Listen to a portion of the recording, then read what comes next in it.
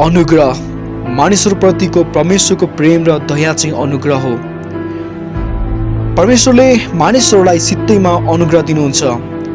मानिसहरूका पापको कारणले तिनीहरू परमेश्वरका प्रेम र दया पाउने योग्य हुँदैनन्, तर तिनीहरू अयोग्य भए तापनि परमेश्वरले मानिसहरूलाई प्रेम गर्नुहुन्छ।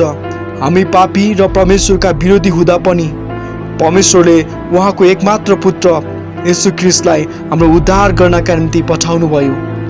परमेश्वरको अनुग्रहले गर्दा हामी उद्धार पाउँछौँ।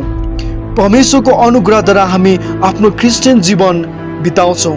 मानिसहरूले पाउने हरेक आशिष परमेश्वरको अनुग्रहबाट आउँछ। उहाँको अनुग्रहको कारणले परमेश्वरको आफ्नो पुत्र येशू ख्रीष्टलाई हामीलाई बचाउनका निम्ति पठाउनु भयो। उहाँको अनुग्रहको कारणले गर्दा परमेश्वरले हामीलाई पवित्र बनाउनका निम्ति पठाउनु भयो। अनि उहाँको अनुग्रहको कारणले ख्रीष्टमा विश्वास गर्ने प्रत्येक जना सधैँभरि परमेश्वरसँगै जिउनेछन्।